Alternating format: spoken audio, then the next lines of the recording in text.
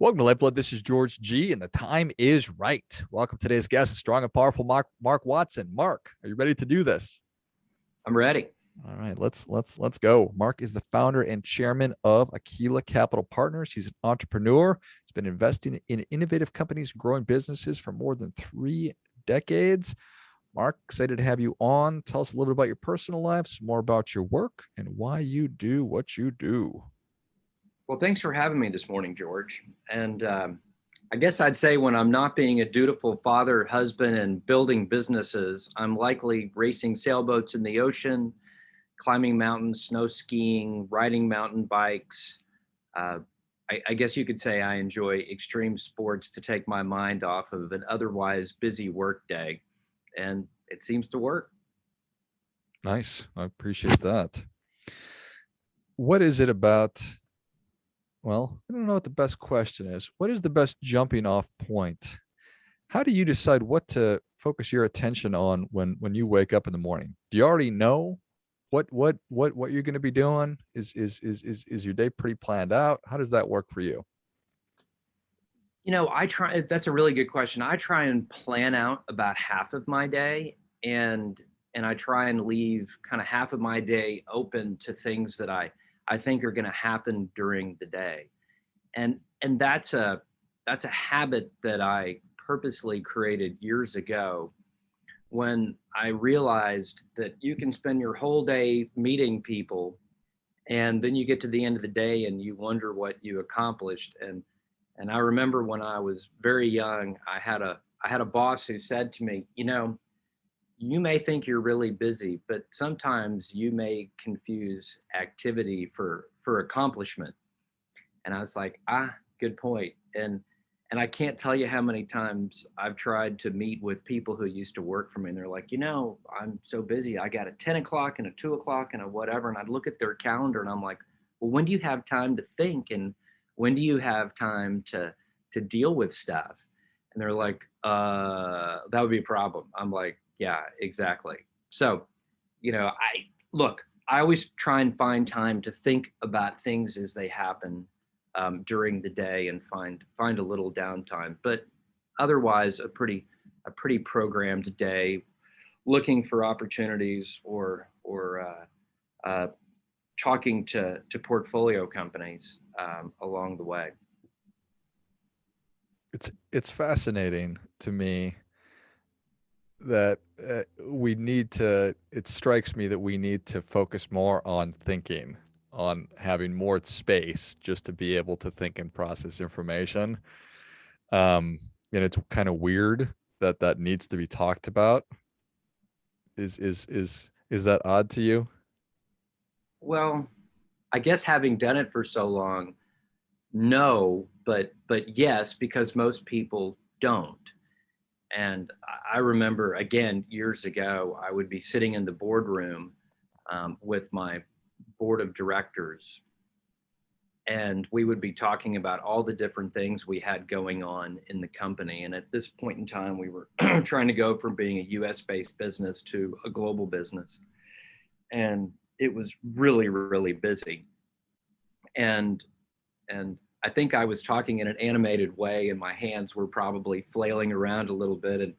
And one of my colleagues on the board looked at me and goes, Mark, you're supposed to be thinking about what everybody's going to do, not doing. And I'm like, I know, I am doing that. And but it's like sometimes you've heard that expression, you've got to slow down to speed up.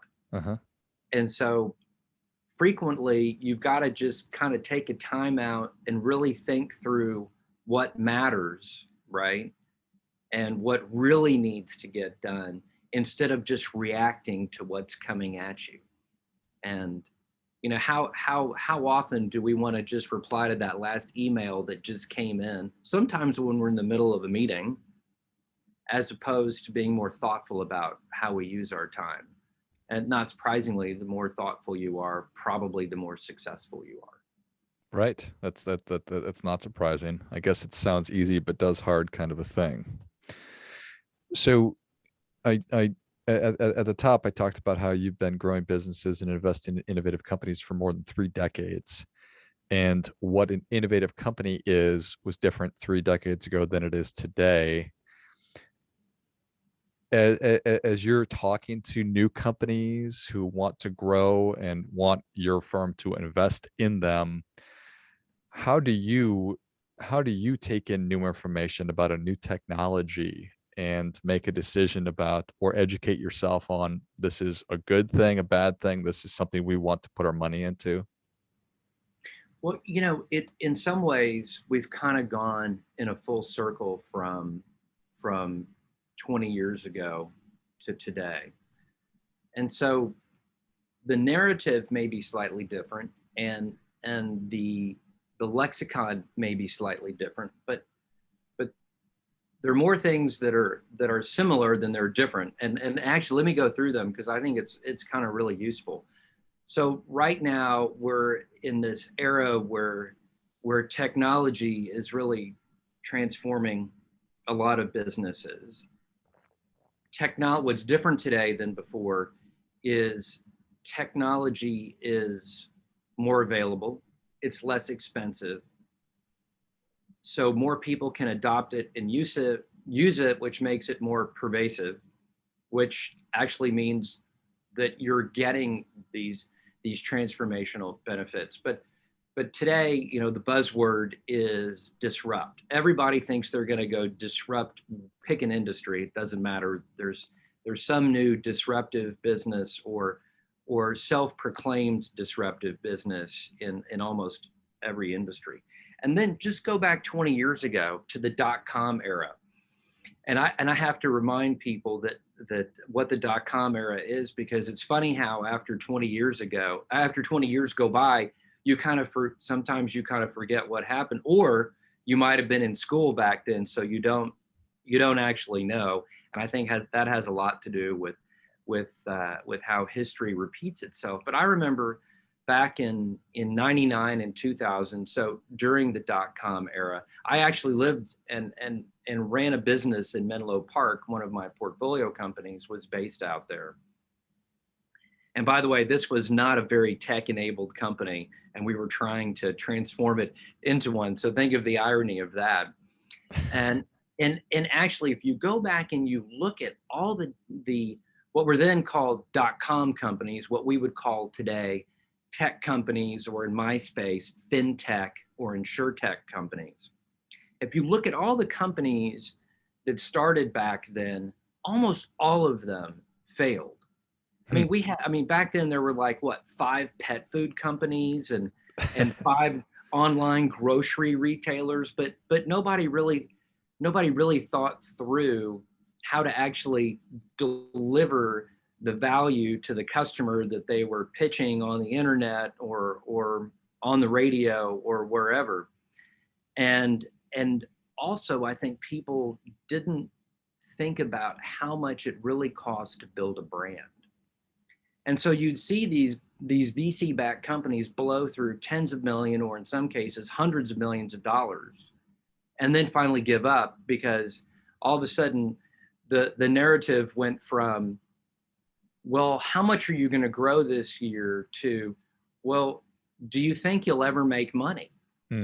And you look at so many of these business models. By the way, the dog food companies were a great example back there. The pet companies were a great example back then. Their customer acquisition cost was so high that they were never going to make money, but they were just throwing, one round of venture funding after another to keep ramping revenue, even though the bottom line was never going to catch up. Okay. Now, I don't know if that sounds like a familiar narrative, but a lot of that's happening again. And so I think it's kind of interesting to toggle back and forth between how people were trying to use technology and grow 20 years ago and how they're using it today. And I come back to what I said a minute ago, which is because it's less expensive, because it's easier to use, it really is making a difference in a lot of tech. And a lot of companies call themselves tech companies, but what they really are tech-enabled businesses. And that's actually where I spend a lot of my time and focus, because there's some really exciting things going on right now. Yeah, that certainly makes sense. That there are companies out there that are in the lawn care industry who refer to themselves as tech companies, but they're technically probably just a tech enabled company. So when so a pet food company, not a tech company, a tech enabled company, but here comes a big buzzword for you, but an artificial intelligence company, that strikes me as potentially a tech company and new and weird technology that I can't get my brain around. To listen to a podcast with Eric Schmidt yesterday and I got terrified. So Yeah. So yeah, if an AI company isn't a tech company, I don't know what is. And but it's kind of frightening on a lot of different levels. You do have to wonder, you know, is there going to be a world, and Elon Musk has talked about this as well, where machines kind of take over and all of a sudden we're left being a part of the Matrix. If you recall that movie, all of a sudden you think, wow, could that really happen? Here's here's the good news or bad news. I don't know how to say that, but just like most companies are not disruptive, most AI businesses are really not AI businesses, in the sense that there's not that much machine learning going on. They haven't figured out how to use neural networks. A lot of think of AI today anyway as more aspirational or a lexicon for companies that have figured out how to create algorithms from their consumers' behavior or their business partners' behavior, that they can then do something more useful with. Make it easier for you to know what you want to watch on Netflix, make it easier to know what you want to buy on Amazon. I mean, I'm just taking some very simple examples. In the insurance industry, figuring out where losses are really going to happen, whether global warming really is playing a role in catastrophic events today, and particularly the intensity of storms that seem to happen. Not really as often, not any more often than in the past, but when they do happen, they tend to be a lot bigger. So there's a lot of data getting crunched trying to figure things out right now, but not too many companies have made it to that next level yet. But it's coming. You can see it. And again, part of that is because the cost of technology is so much less today than it was before. And also the cost of storing data is less than it was before. And you've got to have massive data storage facilities in order to be able to crunch that data in an AI environment. And by the way, we've now exceeded my knowledge of AI, and I am invested in a couple of AI companies. I think that's right. That's kind of it's an interesting thing, right? Because you're obviously, well, my perception is you'll never be an expert in the companies that you invest in. That's the reason you're investing in those companies, because you're expecting or hoping or banking on that the people who are running those companies are in fact the experts, and they have unique knowledge and have a business plan and some kind of a framework or system that you think is going to win the day. Well, the answer is yes. But what I found two things. And again, part of what I'm going to say applies to first-time entrepreneurs who have really good ideas and have come up with what they think is that killer app or killer product, but they've never run a business. And the other thing that I've found, and so they're not really quite sure how to navigate that. But the other thing I found is that the toolbox that it kind of takes to build a business really transcends one industry to another. And I've been doing this long enough now that I've been able to prove that with portfolio companies in a half a dozen different industries, most of them fintech, but there's plenty of consumer companies in there as well.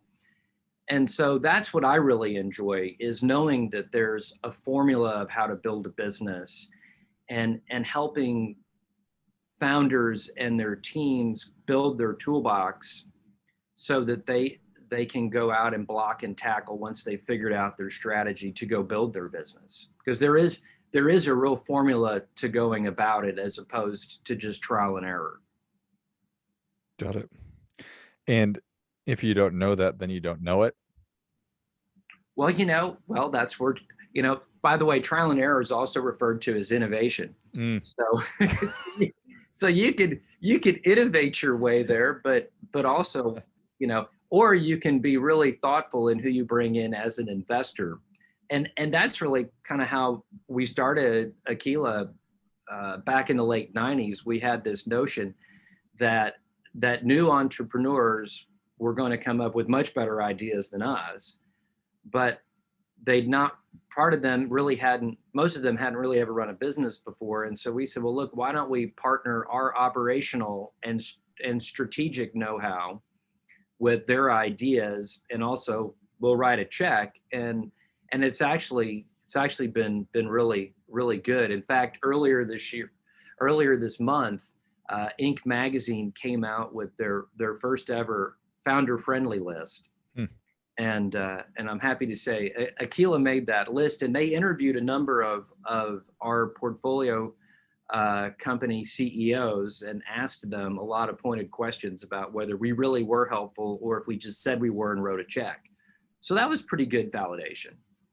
Yeah, for sure. Well, congratulations there. Appreciate that very much. I imagine that you're a curious person, and when you get pitched, or I'm going to use the wrong language, when you have the opportunity to meet with a founder, a potential person that you're going to invest in, is it as exciting today as it was when you started? Tell me a little bit about those feelings as you're walking into that meeting. Well, you're right. I am a very intellectually curious person, and try very hard to work with other intellectually curious people. And not surprisingly, most founders are pretty intellectually curious, and that's how they came up with the idea to start their business. I'm as excited today when I walk into a room and meet a CEO for the first time today as I was before. In fact, sometimes I get even more excited today because I can more clearly see the potential and the runway to get there, or the path to get there. Whereas when I was younger too, yeah, by the way, so when I started Aquila, I was in my early 30s. So that same boss I referred to earlier used to tell me back then that I was seldom wrong and never in doubt when I was in my 20s. And I think we can all relate to that. But that's kind of what keeps us moving ahead, is that we have these ideas that we're pretty sure are going to work if we can just stick with them. And so with now a little more experience of what works and doesn't work, and an ability to apply that pretty instantaneously in a meeting, it's even more fun today because you can just see how you're going to get there. Or conversely, you see what's not going to work and you say, thank you for your time, and move on to the next thing. Yeah. Do you view that as a responsibility to say, hey, I don't think that this is going to work? Or do you only reserve feedback like that if somebody asks, or do you just keep it to yourself? Oh gosh, it depends. I'm more likely to give the feedback than not. The only time I wouldn't is if it's pretty clear to me the person doesn't want to hear it. Mm. And by the way, that's pretty rare, but it does happen. And in which case you go, oh, okay. And usually it's the people that are, it's usually the people that have not done something before, and so they don't know what they don't know. Even serial entrepreneurs that I've worked with, they're actually more interested in the feedback because they can process it better, and they may not decide that it's useful, but at least they hear it. I like it. Well, Mark, we veered a little bit from what we were intending to talk about, but people are ready for your difference making tip. What do you have for them? I think my difference making tip is everyone can think like an entrepreneur if they want to. They've just got to have a good idea, or I was talking about toolbox earlier. And so if you take the time to hone your craft, then you'd be surprised how valuable that is to other entrepreneurs. So maybe you don't have that great idea, but you can help those entrepreneurs with their great idea, and join an entrepreneurial team because you bring something to the table that other people don't. So my tip is go hone your craft and be very good at something and make sure people know you're very good at it. Well, I think that is great stuff. That definitely gets, come on. Mark, thank you so much for coming on. Where can people learn more about you? How can they engage with you? So if you're an entrepreneur, you can go to my website, which is Aquila, Aquila, VC.com. And I've got that toolbox out there that we've talked about. Or probably the best way to get me one-on-one is to just go on to LinkedIn and shoot me a message on LinkedIn. And I really do reply to every message. Might take me a day, but I reply to everybody. Excellent. Well, if you enjoyed this as much as I did, show Mark your appreciation and share today's show with a friend who also appreciates good ideas. Go to aquilavc.com. That's AQUILA VC.com and check out that toolbox we've been talking about, and then find Mark on LinkedIn as well. Thanks again, Mark. Thank you, George. And until next time, keep fighting the good fight, as we are all in this together.